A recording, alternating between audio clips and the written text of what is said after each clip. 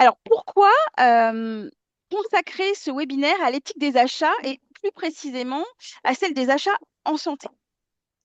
La question peut sembler en effet étrange au premier abord. Après tout, acheter relève d'un cadre assez balisé, appel d'offres, marché public, normes, procédures. Alors, en quoi l'éthique aurait-elle sa place ici? C'est cette évidence que nous voudrions interroger aujourd'hui parce que finalement, derrière chaque décision d'achat se joue peut-être davantage qu'une simple opération technique ou administrative. En effet, nous pourrions nous demander dans quelle mesure une décision d'achat n'engage-t-elle pas en réalité des choix qui touchent aussi aux organisations, à l'environnement, aux fournisseurs et aux conditions de travail. Et dans le secteur de la santé et de l'accompagnement en particulier, ces choix n'ont-ils pas des répercussions directes sur le quotidien des soignants, des éducateurs et, par extension, sur la prise en charge des patients ou des résidents, voire même dans le bon déroulé des relations avec les proches et avec les aidants? Et si tel est bien le cas, alors acheter en santé ne consiste peut-être pas seulement à appliquer des règles ou des normes, mais bien à parfois être tiraillé et à devoir être finalement dans une position d'arbitre, à devoir arbitrer entre des contraintes budgétaires ou réglementaires, des réalités de terrain et des enjeux qui sont toujours, malgré tout, profondément humains. Alors, que faire lorsque ces arbitrages ne vont pas de soi? Que faire lorsqu'une procédure, bien que parfaitement conforme et juridiquement solide, laisse place au doute, voire à une forme de malaise, de mal-être sur le terrain? Peut-on être en règle et, malgré tout, ne pas être tout à fait en paix avec sa décision? Et c'est cet écart entre la conformité d'une procédure et la responsabilité que suppose toute décision que nous souhaitons explorer ensemble aujourd'hui. Alors évidemment, vous avez l'habitude, pour les personnes qui se connectent régulièrement au webinaire de l'EREJ, le but, c'est pas du tout d'apporter des réponses toutes faites, mais bien d'essayer d'ouvrir des espaces de questionnement et de réflexion à partir de situations concrètes, vécues, et qui nous permettront de mettre en lumière des points de tension et de clarifier des dilemmes éthiques auxquels peuvent être confrontés les professionnels de ce domaine des achats. Alors, pour explorer ces questions, nous avons le plaisir d'accueillir aujourd'hui Élodie Aymar, tout d'abord, qui est fondatrice engagée de Madame Achète Durable, qui réalise des conseils en formation et en achat, enfin, des conseils et des formations en achat durable et responsable, et qui nous apportera vraiment ce regard de terrain. Et Angélique Macquart-Le Tourneau, docteur en sciences de gestion, coordinatrice de la démarche éthique du CHU de Reims et de l'UFR Santé à l'URCA, qui nous fera l'honneur de faire la conclusion de ce webinaire. Ce webinaire fera l'objet d'un replay et sera complété d'un document ressource pour les personnes qui souhaiteraient approfondir le sujet. Voilà, Élodie, c'est à toi. Merci beaucoup, Amandine, pour cette introduction. Alors, effectivement, la question qu'on peut se poser, peut-être pour commencer, c'est pourquoi parler d'éthique dans les achats en santé? Et comme l'a introduit Amandine, et bien, en fait, derrière chaque décision d'achat, il y a des conséquences bien réelles, que ce soit pour les organisations, l'environnement, sur les fournisseurs, les conditions de travail.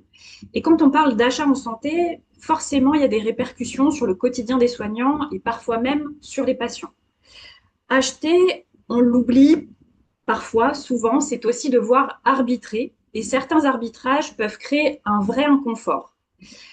Parce qu'il y a de nombreuses contraintes, elles peuvent être budgétaires, mais aussi ça peut être des réalités de terrain, il y a des enjeux humains, réglementaires, environnementaux. Et les décisions ne sont pas toujours aussi simples qu'elles en ont l'air. Donc l'idée, ça va être de se questionner sur l'impact de nos choix, parce que ça fait aussi partie de notre responsabilité. Donc l'objectif, c'est de susciter le questionnement et d'inviter finalement à prendre conscience des enjeux éthiques qui sous-tendent nos choix. Ce qu'on va faire ensemble aujourd'hui, c'est je vais essayer de vous faire vivre des situations concrètes que j'ai vécues en achat en santé. Et ensuite, on prendra le temps de mettre en lumière les points de tension, de clarifier les dilemmes éthiques, de questionner les enjeux sous-jacents, d'explorer ce qui permet d'avancer et aussi de prendre du recul sur nos décisions. Alors pour commencer, la première situation dont j'ai envie de vous parler, c'est celui d'un masque chirurgical qui est irritant pour les soignants après le démarrage du contrat avec un fournisseur. Donc pour vous situer un petit peu sur la période, c'était, j'ai envie de dire avant, oui, c'était avant la période Covid. on avait lancé un appel d'offres auprès de fournisseurs pour justement ben, acheter des masques chirurgicaux pour équiper les hôpitaux. L'appel d'offres, comme vous le savez, il y a différents critères de choix, des pondérations, et en fonction de ces critères et de ces pondérations, on retient le meilleur masque, le meilleur masque. Et souvent, et d'ailleurs même toujours, souvent toujours, on va voir, il y a des essais qui se font en service de soins. Donc la décision n'est jamais prise seule au niveau du service achat. Il y a forcément, en tout cas, des tests au niveau de la qualité du produit, etc. Et là, en l'occurrence, pour les masques chirurgicaux qu'on prévoyait d'acheter, des essais avaient été réalisés sur le terrain et c'était avéré vraiment concluant. Donc, pas de problème de qualité. Mais là, ce qui s'est passé, malheureusement, donc on a attribué ce contrat à ce fournisseur et quelques temps plus tard, je commence à avoir des retours de soignants qui se plaignent d'irritation, de rougeur, de boutons au visage. Et au début, finalement, ce n'est que quelques retours. Donc, je prends les choses au sérieux, mais euh, pas d'inquiétude en première instance parce que ça arrive toujours. Parfois, ça peut être le masque qui est en cause parce qu'il y a des lots de production qui sont défectueux. Parfois, peut-être, c'est la peau du soignant aussi qui peut être plus sensible qu'une autre. Donc voilà, c'est des choses qui arrivent, donc pas d'inquiétude immédiate. Et puis, les jours passent et malheureusement, les retours arrivent de plus en plus nombreux. Donc la peur commence vraiment à s'installer à ce moment-là parce que les retours se multiplient, que je reçois des photos de soignants avec d'énormes boutons sur le visage. Et je comprends à ce moment-là que la situation n'est plus isolée. Donc, multiplication des signalements, une tension croissante. Donc, je continue à échanger avec le fournisseur, mais comme j'ai une pression interne, j'ai cette peur parce que bah, le rôle en tant qu'acheteur, voilà, c'est de répondre à un besoin, mais bah, quelque part, un besoin qui fonctionne et qui soit correct pour le soignant. Donc là, la peur bah, me fait avoir des échanges un petit peu tendus avec le fournisseur. Et les choses voilà, se tendent parce que bah, de mon côté, je dois répondre aux soignants, donc je dois leur apporter la sécurité, le confort dont ils ont besoin. Et d'un autre côté, j'ai cet engagement contractuel avec le fournisseur. Et puis, bah, j'ai besoin de réactivité pour répondre aux soignants. Mais d'un autre côté, je dois assurer la stabilité aussi de la relation avec le fournisseur. Donc voilà, les choses se tendent à ce moment-là. Et puis la question qu'on peut se poser, c'est à partir de quand faut-il remettre en cause une décision pourtant construite collectivement? Ici, vous l'avez compris, les échanges se sont tendus avec le fournisseur et j'ai décidé de résilier le contrat avec le fournisseur. Plutôt finalement que voilà, je suis allée dans la réaction immédiate, apporter une solution et sécuriser le soignant au détriment de la relation fournisseur. Ce qu'il faut savoir aussi, c'est que derrière cette relation fournisseur, parce qu'on pourrait se dire, ben, c'est la santé du soignant qui prime, et ça, je suis finalement un petit peu, enfin, je suis d'accord avec ça. Mais d'un autre côté, côté fournisseur, c'est potentiellement peut-être de la production en moins, et peut-être du chômage technique pour le fournisseur, parce que les volumes de masques sont élevés. Donc il y a d'autres questions finalement qui viennent un petit peu contrebalancer la décision que j'ai prise à ce moment-là de résilier le contrat. Donc, ce que cette situation mettait en jeu, c'était la confiance des soignants. Eux, finalement, ils veulent du matériel qui fonctionne, qui soit adapté à leurs besoins. Ça mettait en jeu aussi la crédibilité de l'achat que j'avais réalisé. Ça mettait en jeu la relation fournisseur, la sécurité du soignant, la légitimité de la décision et aussi la capacité à reconnaître un problème. Ce qui a permis d'avancer, je pense que c'est surtout l'écoute des retours terrain, la réactivité, accepter le doute, parce que finalement, la décision qui avait été prise initialement, bah là, on s'aperçoit que quand elle est appliquée sur le terrain, malheureusement, elle ne fonctionne pas. Elle peut même être dangereuse pour la santé. Donc, accepter de douter de la décision initiale. Le dialogue aussi a été important pour pouvoir avancer et aussi conserver la confiance finalement, la confiance des soignants, ça, le dialogue a été très important. La décision de relancer un marché, effectivement, voilà, on peut se poser des questions par rapport à cette décision, mais finalement, c'est ce qui a permis peut-être de repartir de zéro, de repartir sur de meilleures bases avec les fournisseurs, mais aussi avec les soignants, et la capacité à remettre en question un choix. Et ce que cette situation questionne, c'est que fait-on lorsqu'une décision pourtant construite collectivement produit malgré tout de l'inconfort ou de la souffrance. Avec le recul, cette situation m'a montré qu'un achat conforme peut malgré tout devenir problématique sur le terrain. Et ce qui aurait pu être fait aujourd'hui, en tout cas si la situation venait à se reproduire, ça serait d'échanger plus sereinement avec le fournisseur.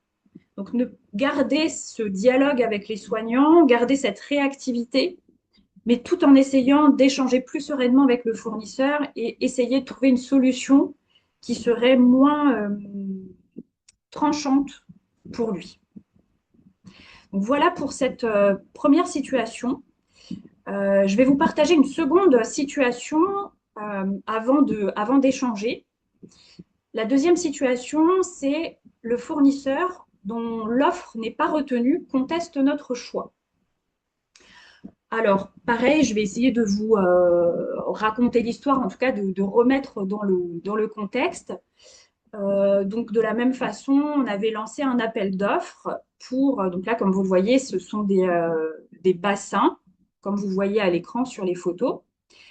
On avait lancé cet appel d'offres et plusieurs fournisseurs avaient candidaté. Et donc, on analyse les offres. Pareil, on teste en service de soins. On choisit le fournisseur qui est le plus performant au regard des critères et des pondérations. Et là, on informe les fournisseurs. On a fait notre choix, on informe notre fournisseur. Et là, le fournisseur qui arrive en deuxième position m'appelle et me dit, je ne comprends pas, notre produit est exactement le même que celui qui est en première position. Pourquoi cette note? Et alors là, je ne sais pas si je vais réussir à le retranscrire aujourd'hui par mes mots, mais j'ai eu un moment de décomposition sur ma chaise. Je me suis dit, mince, c'est quoi ce bazar? Je me suis certainement trompée quelque part. Enfin, j'ai vraiment eu très peur à ce moment-là.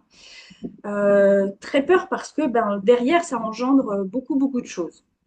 Donc le fournisseur m'explique qu'il est arrivé en deuxième position, que ce qui pêche, c'est la note technique, donc la qualité du produit, et il ne comprend pas parce que celui qui est arrivé en première position, eh bien en fait, nous a proposé les mêmes produits. Les deux fournisseurs étaient des distributeurs et les deux produits venaient du même fabricant. Et donc là, vraiment, ce qui explique ma peur d'autant plus forte, parce que je me suis dit, on a eu deux produits identiques, on ne les a pas notés de la même façon. Là, on a vraiment un problème. Et puis euh, arrive le doute, parce que bien sûr, j'écoute l'argumentation du fournisseur et j'apprécie aussi cet appel parce qu'il a fait part d'une transparence à mon égard, c'est-à-dire qu'il évoque la possibilité d'un référé précontractuel à ce moment-là. Et ça, j'ai apprécié cette franchise en fait de la part du fournisseur. Voilà, il était totalement transparent dans ses démarches. Il ne comprend pas et il envisage voilà une procédure. Donc le référé précontractuel, c'est une procédure qui permet à un fournisseur de contester une décision au tribunal administratif. Donc il m'informe de ce qu'il compte faire et bien sûr, la peur est toujours là, mais l'échange se passe bien. Et donc, voilà, on se dit, on se rappelle demain. Moi, de mon côté, je vais creuser un petit peu les grilles d'évaluation, etc. Et donc, ce que je fais, voilà, sur cette journée, c'est que je reprends les grilles d'évaluation. Je ne vois pas forcément de commentaires.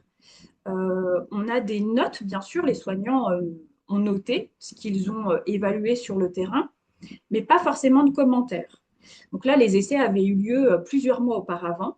Et donc, il a fallu aller rechercher les soignants et essayer de faire appel à leurs souvenirs sur cette phase d'évaluation. Et là, c'était vraiment chouette parce que les soignants voilà, ont réussi à se souvenir de ce qu'ils avaient évalué.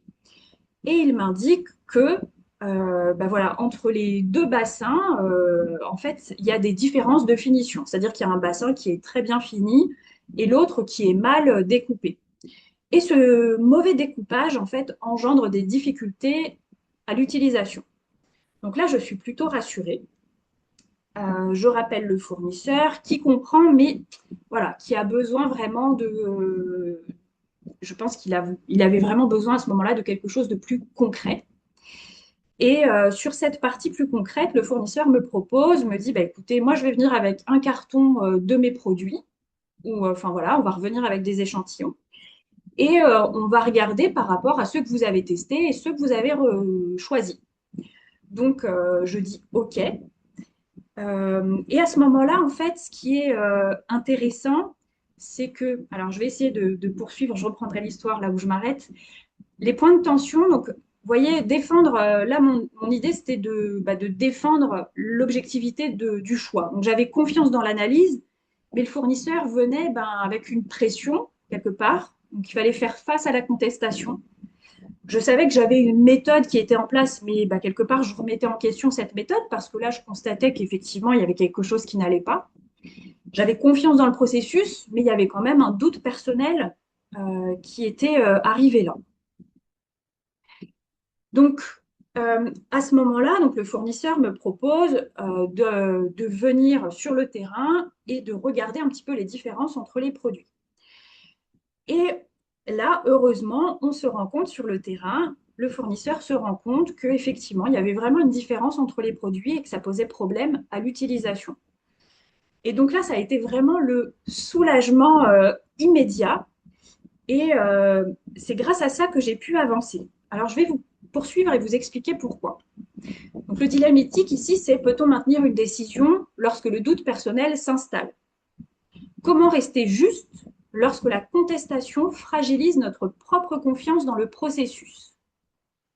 Parce que cette situation mettait en jeu, donc il y avait la crédibilité de l'acheteur, la confiance dans la procédure, mais il y avait aussi, et j'ai envie de dire surtout, la relation fournisseur. C'est-à-dire que dès le départ, moi, ce fournisseur, j'ai apprécié sa démarche transparente et de compréhension. À votre avis, que se serait-il passé si j'avais dit au fournisseur dès le départ, dès son premier appel, bah, écoutez, faites un référé précontractuel, je suis sûre et certaine de ma décision. Et je pense que ça aurait bloqué beaucoup de choses, alors que là, avec la qualité de la relation fournisseur, le fait qu'on soit dans une démarche de transparence, de compréhension mutuelle, on a finalement réussi à éviter un conflit. Ce que cette situation mettait en jeu aussi, c'était la qualité de l'évaluation technique. Donc là, je me suis dit, mince, qu'est-ce qui s'est passé? Est-ce qu'il y a des choses sur les grilles d'évaluation qui n'ont pas été comprises, etc. J'ai pu m'appuyer aussi sur le dialogue avec les soignants. Donc ça mettait en jeu aussi, bien sûr, la compréhension entre métiers. Il y avait un risque contentieux et une responsabilité personnelle parce que peut-être j'aurais pu faire une erreur à ce moment-là. Ce qui a vraiment permis d'avancer, c'est reprendre les analyses, revenir aux évaluations terrain, dialoguer avec les soignants, accepter de re-questionner son choix. Hein, c'est ce que je vous disais vraiment, c'est j'aurais bloqué dès le départ, on aurait été au conflit immédiatement. Donc accepter de se questionner, maintenir un espace d'échange avec le fournisseur. Toutes les étapes que j'ai évoquées se sont déroulées assez rapidement et on se fixait voilà une date en commun pour avancer. C'était de confronter les produits concrètement et surtout de rechercher la compréhension plutôt que l'affrontement. Ce que cette situation questionne, c'est comment continuer à faire confiance à une procédure lorsque le doute s'installe et à partir de quel moment faut-il réinterroger une décision. Avec le recul, cette situation m'a montré que même un processus solide peut être fragilisé par le doute. Et le doute, qu'on considère souvent comme signe de faiblesse, eh bien là, c'est pas forcément justement, le doute n'est pas forcément un signe de faiblesse professionnelle, mais a justement permis d'avancer vers une résolution positive de cette situation. Ce que j'aurais pu faire à ce moment-là et ce que je n'ai pas fait, c'est peut-être échanger avec d'autres professionnels des achats. Voilà, j'ai voulu rester seule dans cette situation. Peut-être voilà, la peur d'avoir fait une erreur et de ne pas vouloir le dire tout de suite, essayer de vouloir résoudre les choses par moi-même. Ça m'a peut-être privé euh, d'autres idées. Voilà pour alors, ces deux premières situations qui montrent qu'une décision conforme peut malgré tout créer du malaise. On l'a vu avec les masques chirurgicaux, on le voit avec les bassins. Le doute fait partie de la responsabilité. Les procédures ne répondent pas toujours à des questions et l'éthique commence souvent là où les certitudes s'arrêtent. Donc, ce que je vous propose, avant de poursuivre peut-être sur d'autres sujets, c'est qu'on puisse échanger ensemble, en tout cas si vous avez des questions. Merci beaucoup, Elodie, pour ce diaporama très clair et ta présentation vraiment très bien faite. Peut-être comme on n'est pas très, très nombreux, pour les personnes qui souhaiteraient prendre la parole à l'oral, je pense que c'est possible, Angélique. Je pense que on n'est pas beaucoup, pas beaucoup. Donc, je pense que si, voilà, si vous voulez prendre la parole, vous pouvez ouvrir votre micro. Ça sera peut-être plus simple.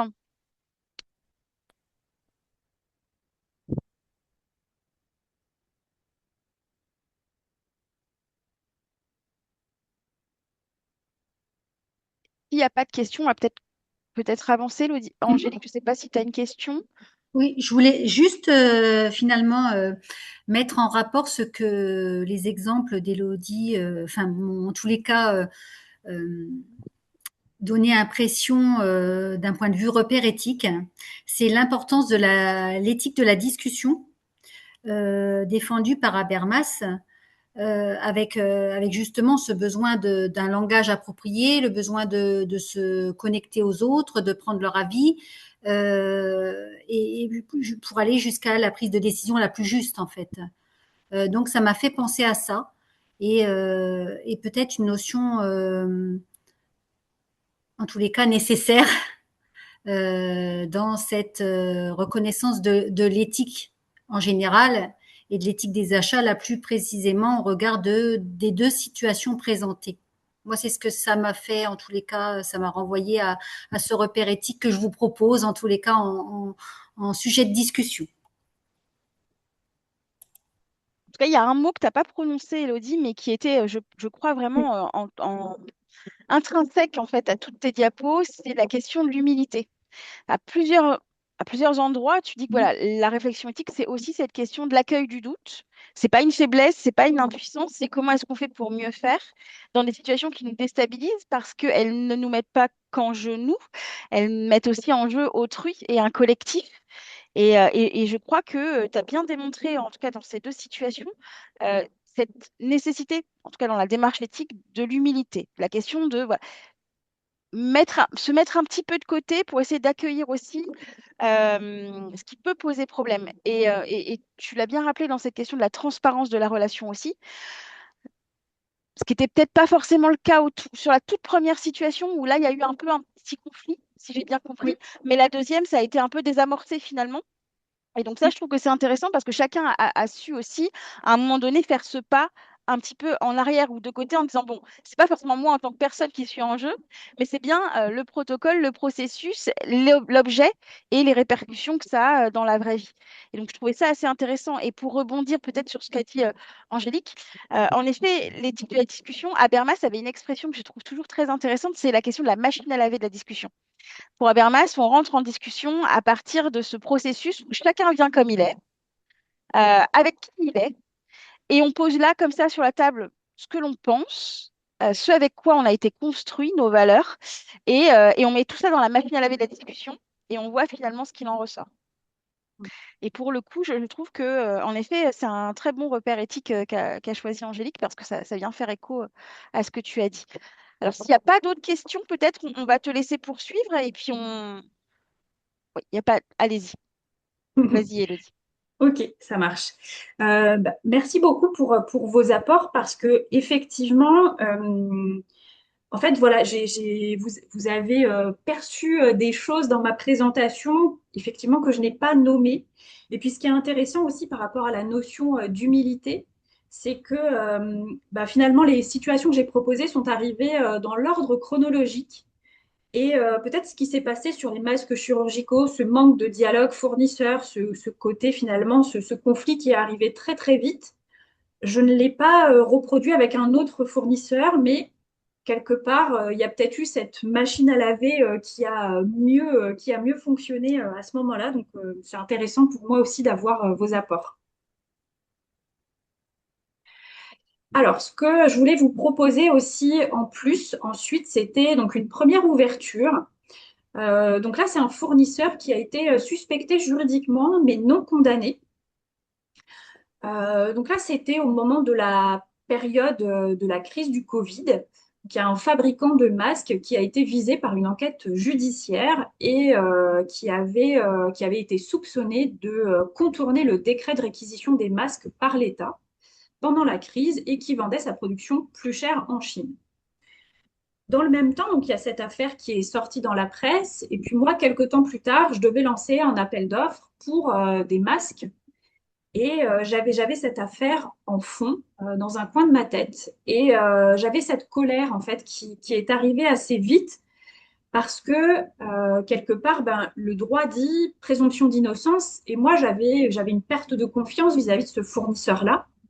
Je commençais à me questionner et à me dire, mais qu'est-ce qui va se passer si ce fournisseur arrive en première position et finalement, par rapport aux critères, aux pondérations, qu'est-ce qui va se passer s'il arrive en première position, etc. Quelle image ça va avoir pour nous?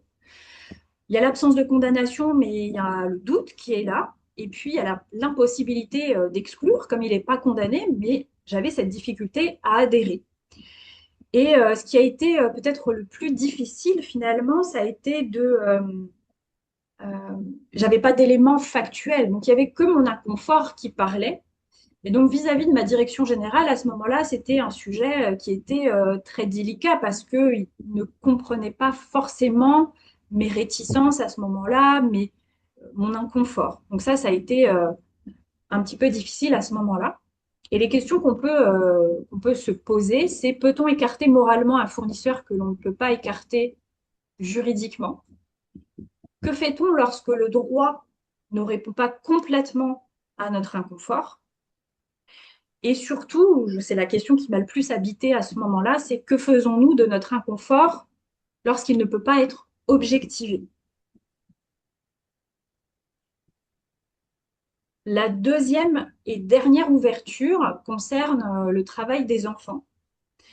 Là, il n'y a pas de situation vécue derrière cette proposition, mais c'est un sujet qui me tient à cœur et que j'avais envie de partager parce que je pense qu'il nous concerne tous, d'ailleurs, qu'on soit acheteur ou pas acheteur. Dans la vie de tous les jours, on peut réaliser des achats et on ne sait pas toujours d'où viennent les matières premières. Alors bien sûr, quand on est acheteur professionnel, on va sécuriser sa chaîne de valeur, on va avoir davantage d'informations. Mais malheureusement, il y a des choses qu'on ne peut pas savoir. Et donc là, c'est quand on voit ce type de reportage, hein, vous aurez le lien dans le document ressources. Quand on voit ce type de reportage, on se questionne beaucoup par rapport à nos achats. On ne pense pas, voilà, en achetant par exemple un gel douche chez l'Occitane que potentiellement il y a des enfants qui travaillent à l'autre bout du monde derrière ces gels douches-là. Donc là, il y a un véritable, et je trouve que les mots ne sont pas encore assez forts, un malaise, un inconfort, mais c'est beaucoup plus fort que ça encore. Et quelque part, en tant qu'acheteur, on nous demande d'obtenir le meilleur rapport qualité-prix, mais à quel prix humain ce coût est-il obtenu? On nous demande aussi de respecter les procédures d'achat, mais est-ce que c'est suffisant pour agir de manière responsable? On nous demande aussi de faire confiance aux déclarations du fournisseur, mais comment est-ce qu'on vérifie ce qui est invisible? Donc voilà, il y a beaucoup de questions derrière ces situations. Et que faire finalement lorsqu'un fournisseur répond parfaitement aux besoins, mais soulève des interrogations éthiques?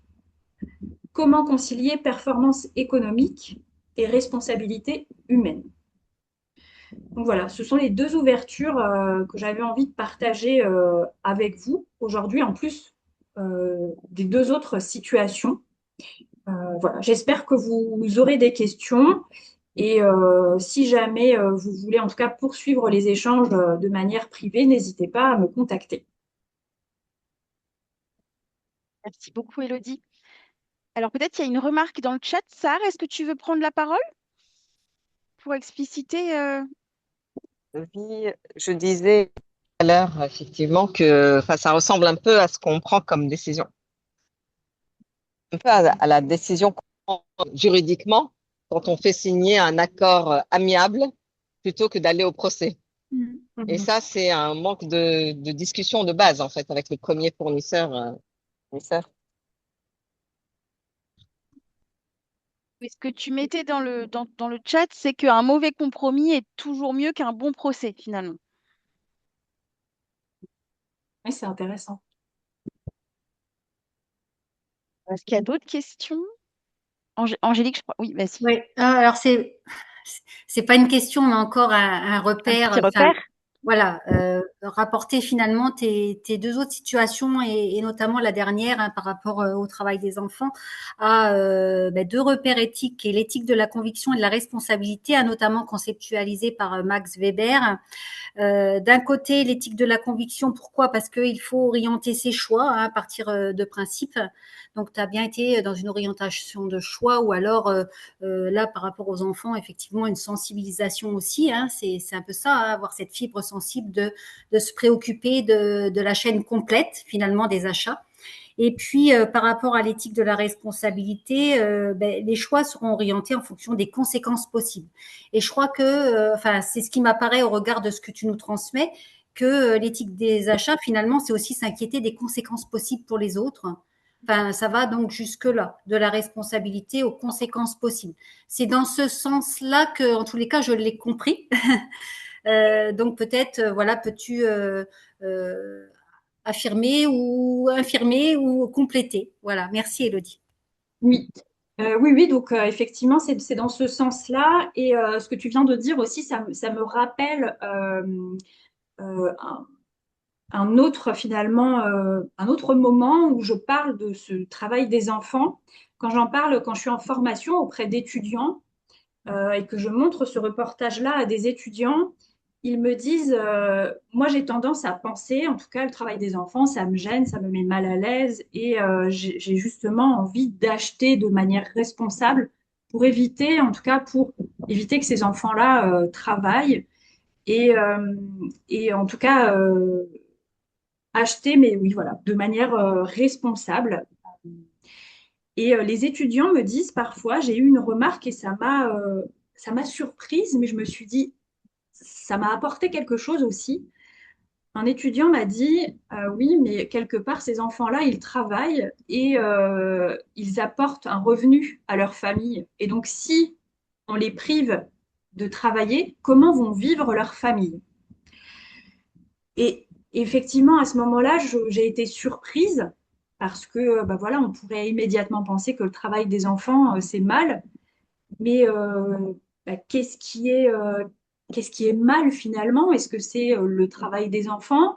Ou si on enlève ce travail aux enfants, comment vont vivre leurs familles? En fait, c'est tout un système ensuite à réfléchir, à penser différemment. Donc peut-être que acheter responsable, c'est bien, mais si on veut aller au-delà, c'est peut-être réfléchir les systèmes un peu plus globalement. Qu'est-ce qu'on met en place si dans certains pays qui ont recours au travail des enfants, qu'est-ce qu'on met en place justement pour aider les familles à vivre différemment? Donc voilà, c'était vraiment à ce moment-là l'impact de nos achats en fait qui était questionné. Cette question que tu viens de poser, là, moi, elle me fait penser à une autre situation, alors dans un autre domaine, mais qui est très, très en lien avec l'éthique en santé. C'est la question du don. Don de gamètes, don d'organes, don du sang. Où en France, on sait très bien qu'on est sur la question du don, c'est-à-dire qu'il n'y a pas de rémunération pour ce don, par exemple, de gamètes, alors que dans d'autres pays, on peut vendre ces gamètes. Par exemple, on peut vendre ses ovocytes ou ses spermatozoïdes. En France, c'est totalement interdit et selon le système de valeurs qui est le nôtre, on peut juger ça condamnable de vendre ses gamètes, vendre ses parties du corps. C'est vrai que nous, on a un droit français qui est extrêmement, finalement, qui est extrêmement fondée sur une philosophie, la philosophie kantienne, la philosophie déontologiste kantienne, qui dit qu'on n'a pas le droit de vendre ses organes, enfin qu'on n'a rien le droit de vendre en fait de son corps, hein, la non-patrimonialité du corps. Kant ne parlait pas spécialement des organes en tant que tels, mais en tout cas le corps. Pour Kant, les individus, les humains, ils ont une valeur, c'est les objets qui ont un prix. Et donc, on ne peut pas mélanger les deux. Et nous, en France, on est très, très fondé là-dessus. Or, il y a d'autres pays qui sont, il n'y a aucun problème sur cette question de la vente de gamètes. Et même, on pourrait se dire que dans certains pays, pour certains étudiants, vendre les gamètes permet de financer leurs études. Et donc, c'est pour ça qu'il y a toujours cette question du système de valeurs qui n'est jamais forcément facile en fonction de là où on vient et du curseur entre les différentes valeurs.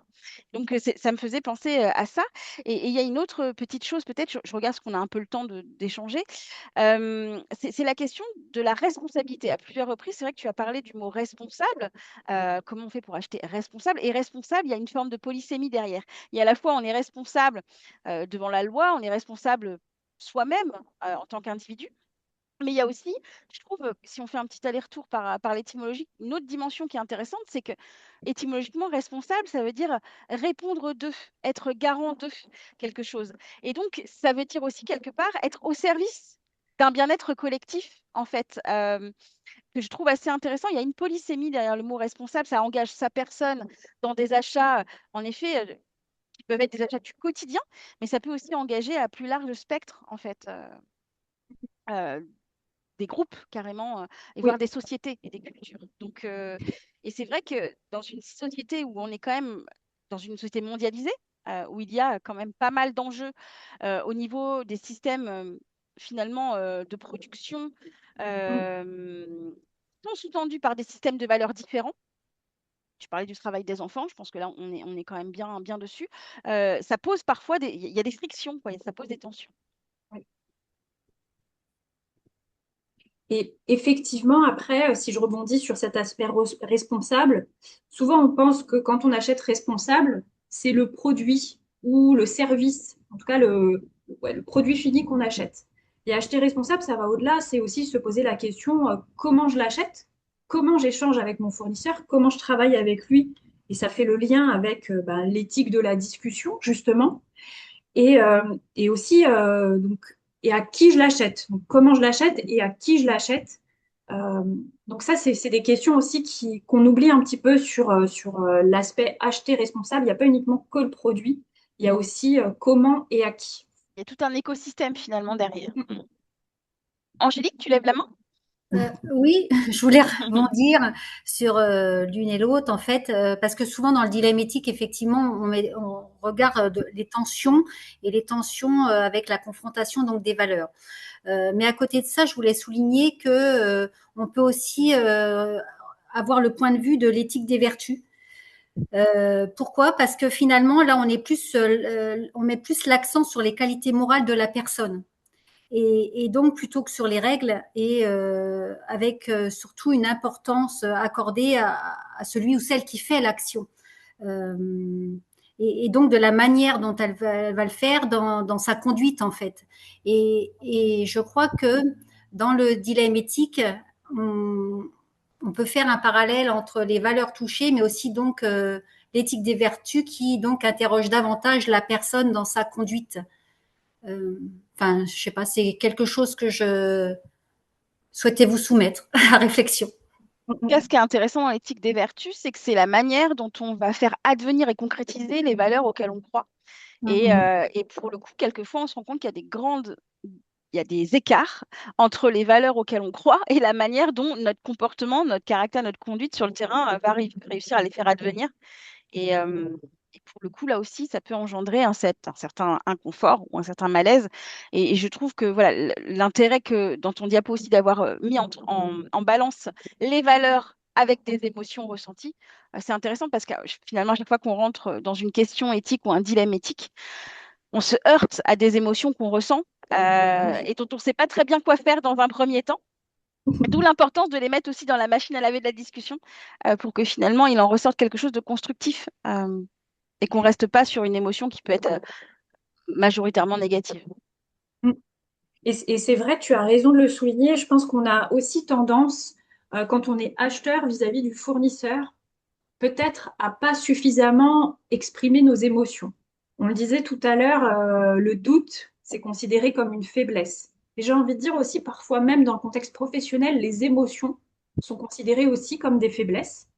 Et je pense que ça, c'est quelque chose d'intéressant, effectivement, à remettre dans la discussion, parce que ça permet aussi à l'autre de mieux comprendre pourquoi on n'est pas d'accord avec lui, pourquoi on essaye de trouver une solution. En exprimant nos émotions, la personne en face aussi arriverait à mieux comprendre le besoin.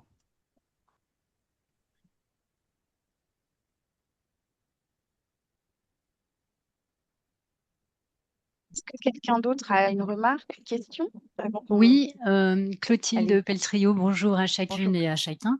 Je Bonjour. voudrais simplement revenir sur le troisième cas de figure, à savoir le fournisseur voilà, qui était suspecté juridiquement. Eh bien, le fait alors vous souleviez la question ça soulève le principe de la présomption d'innocence. Et considérant que toute personne accusée, tant qu'elle n'est pas, elle n'est pas jugée coupable, est considérée comme innocente. Je trouve que c'est un principe de juridique très important qui doit être bien sûr respecté. Et l'attitude éthique par rapport à cela, c'est ce qu'on disait tout à l'heure sur l'attitude de prudence, de respect et d'humilité. Donc en fait, vous vous posiez la question de si vous deviez travailler avec ce fournisseur. Et je crois que vous aviez démontré dans les autres cas de figure que justement l'humilité appelle à ne pas confondre soupçon et certitude. Et donc, reconnaître la dignité de la personne, c'est aussi lui laisser le bénéfice du doute tant que l'affaire n'est pas juridiquement jugée. Donc, voilà. Je voulais simplement apporter cette précision sur la présomption d'innocence. Merci. C'est intéressant. Merci beaucoup pour votre rapport. Et après, c'est intéressant parce qu'effectivement, je pense que peut-être c'est cette situation que j'ai le plus mal vécue, peut-être. Et ça vient toucher peut-être à des valeurs un peu plus Tout à fait. personnelles, ou en tout cas où Mm. on prend des choses un peu plus à cœur. En tout cas, merci beaucoup. Et puis le fait d'en parler aujourd'hui, en tout cas, ça me permet de prendre de la distance aussi par rapport à ces événements-là. Mm. Voilà. Faut Merci. toujours distinguer l'effet de l'interprétation qu'on peut en avoir. Donc, Oui. je trouve que justement, c'est au cœur de la démarche éthique également. Donc, Mm. voilà, je voulais simplement préciser. Merci. Merci à vous. Merci, madame. Il y a une autre question, une autre remarque?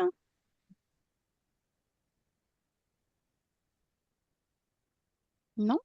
Ben, on va peut-être passer à la conclusion.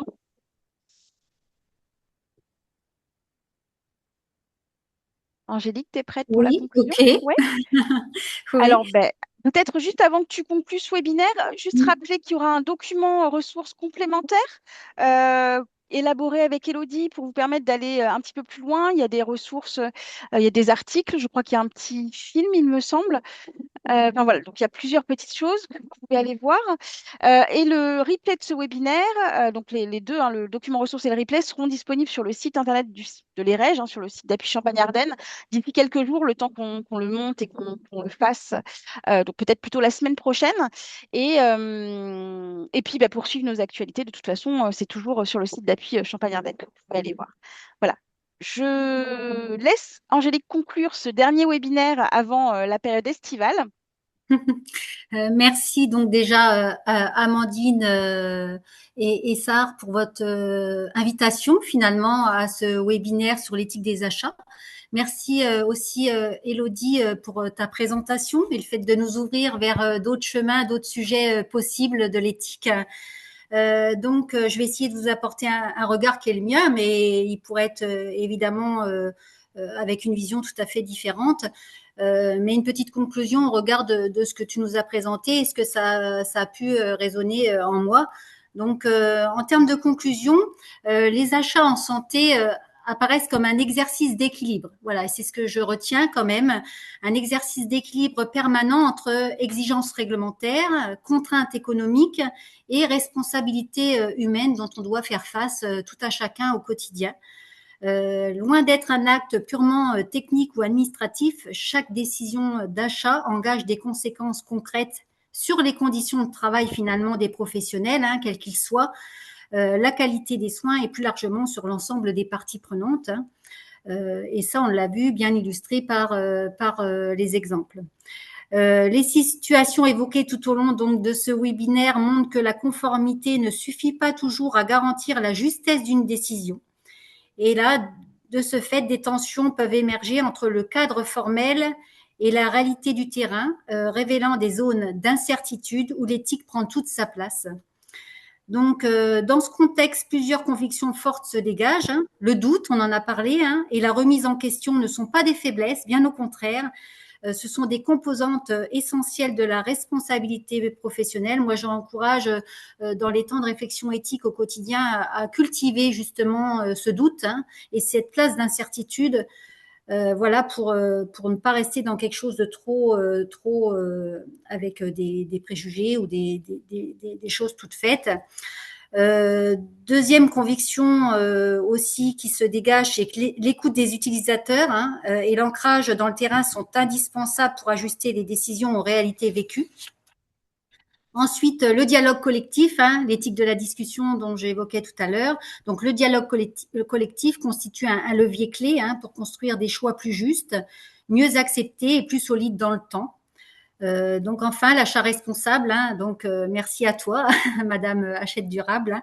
L'achat responsable en santé ne vise pas à éliminer les tensions, mais à les reconnaître, les comprendre et les arbitrer de manière éclairée. Il s'agit de concilier donc performance, sécurité et intégrité humaine, en acceptant que certaines décisions peuvent rester complexes, mais toujours réfléchies et assumées. Et je crois que c'est ça le caractère finalement de l'éthique, hein, c'est qu'il n'y a jamais rien d'acquis. Mais l'idée, c'est d'apporter toujours cette réflexion collective dans la visée du plus juste, ou cette finalité, en tous les cas, du plus juste pour tous. Voilà, merci, je te repasse la main, Amandine, et merci pour votre invitation à ce webinaire. Ben, merci à toutes et tous. Je pense qu'on va pouvoir clôturer ce petit moment ensemble. Ah, j'ai envie de faire quand même une petite parenthèse. Au vu de la chaleur que je crois que tout le monde vit, chacun chez soi ou dans son bureau, etc., posons-nous la question des achats responsables, je crois, à plus ou moins grande échelle, parce que ça compte et ça contribue, je pense, à construire le monde dans lequel on vit. Et en tout cas, merci Élodie d'avoir su nous démontrer que cette question qui est un petit peu en marge, voire complètement invisibilisée dans le domaine de l'éthique, on n'en parle pas du tout, notamment en éthique en santé, elle a bien sa place. Et merci Angélique pour les petits repères que tu as égrenés au fil du webinaire qui ont permis justement d'illustrer à quel point cette question elle est aussi traversée d'enjeux éthiques importants. Voilà, bah, écoutez, je vous remercie. Et puis, ben, je vous souhaite une bonne période estivale qui a déjà commencé, mais peut-être des belles vacances. Et puis, nous, on se retrouvera en tout cas avec le site d'appui Champagne-Ardenne à partir de septembre.